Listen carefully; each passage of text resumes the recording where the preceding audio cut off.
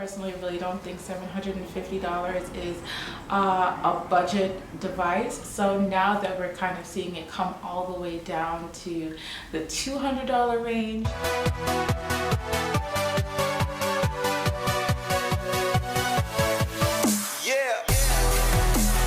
Hello, my name is Fiona Gomo, aka Tech Supreme, your supreme source on all things tech, and today we are talking about the Samsung Galaxy S10e. So I've been thinking about a lot of devices lately now that we've got Black Friday and the holiday shopping season coming up, and I've just been musing about whether certain devices are still worth purchasing this late in the year, because right after this we've got a whole new cycle of devices that are going to be coming out with the latest features and things like that. So is it worth it to kind of get a bit of a discount on devices now, or wait until the fresh new products are out and kind of grit our teeth as we swipe our credit cards? So like I said, delving into the Samsung Galaxy S10e, this was pretty much a new model this year that Samsung introduced as a part of its Galaxy S line. Obviously, you know, we had the standard Galaxy S10, the Galaxy S10 Plus, and even the Galaxy S10 5G, all of which were progressively more expensive, but this was supposed to stand as the budget model, and when it announced, it sold at $750, which in my personal opinion is still pretty pricey. I mean, just a few years ago that was the flagship price, so I personally still find it to be pretty pricey, but it is definitely less expensive than the other versions that we've seen, and then obviously less expensive than the Galaxy Note 10 line, and also still less expensive than the upcoming Galaxy S11, which are all over the rumors right now. So I think, like I said, I think for this device, I feel like it's really going to be dependent on where you purchase the device of what the prices are looking like. From Samsung itself, Samsung is already offering $200 off of the price of the Galaxy S10e, so that brings it down to about $549. But on top of that, then they are also offering discounts based on trading in, and Samsung usually has the list of devices that are eligible for trade-in. If you go to their website, you can find that. But you can get up to another $200 off. Yeah, so with the discount, it comes all the way down to $289. And then we also have with the carriers themselves, a lot of the carriers are actually slashing $300 off of the price immediately, and then an additional $200 off once you trade in, which can bring the price all the way down to $189. Is it worth it? What we're getting with this device, you know, we still kind of like, that's kind of the funny thing with a lot of the either affordable flagships or the budget models that we're getting.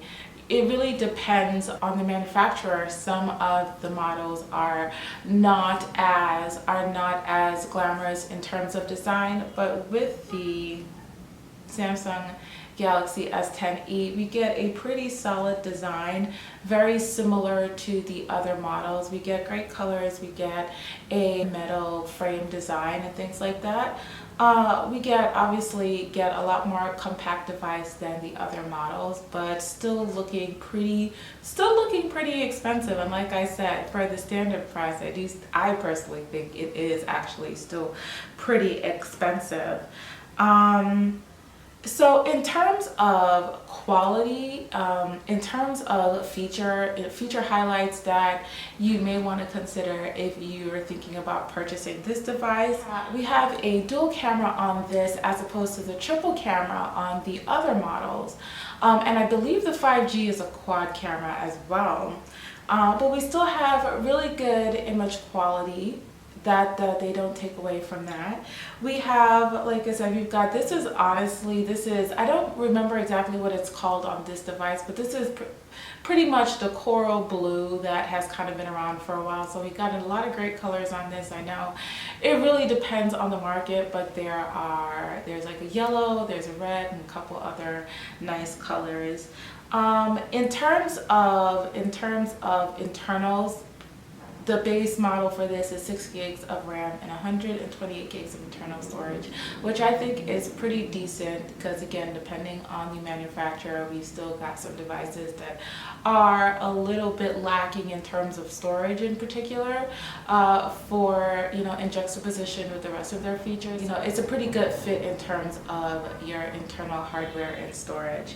And then finally, we do have wireless charging on this. Now, I don't know, are we using Samsung's wireless chargers? I personally don't. I've got a million of them myself, but I don't actually use them. But, you know, if you do use wireless charging, you know, like I said, we've got some other competitors that either don't incorporate wireless charging into their devices at all, or their budget models don't have wireless charging. So we've got those as all the pluses about the Galaxy S10e. For the cons, like I said, that's kind of my biggest thing. I personally really don't think $750 is a budget device. So now that we're kind of seeing it come all the way down to the $200 range, the $200 range, the $100 range in some cases, would definitely be the time to grab a Galaxy S10e. Outside of Samsung's own pricing or carrier pricing, some of the costs that I've seen have kind of been in the 300 range, kind of creeping into 4. So like I said, you can shop around on your Amazons and things like that, and that might be an unlock thing, but you can also get the unlocked devices from Samsung itself. But, you know, again, getting it from Amazon, you may have Prime and you'll have your device tomorrow, where you may have to wait a little bit for it to ship with Samsung. So we already discussed the camera. So like I said, this for the dual camera, we have a standard lens and a wide angle lens, while the other models have standard wide angle and telephoto, and like I said, the 5G has a depth sensor, I believe. But you know, like I said, we're still in a space where the multiple cameras honestly is kind of still a pretty new concept. So nothing wrong with that, and we still do have multiple cameras to play around with and get better at our mobile photography, if you will. So that's pretty much it about this device. And like I said, I'm sure as the holiday season continues, we're going to see a lot more, and I don't know if prices will dip any lower than this, but like I said, we are still pretty early in the season, so you never know what will happen. And I don't want to get too much into it because this is definitely for another video, but it will definitely be interesting to see what the Galaxy S10 is looking like once the Galaxy S11e is out. I'm pretty sure that will be a really interesting comparison because, again, just from the rumors alone, I feel like that device is going to be equally as expensive as its more standard siblings. But like I said, that's for another video.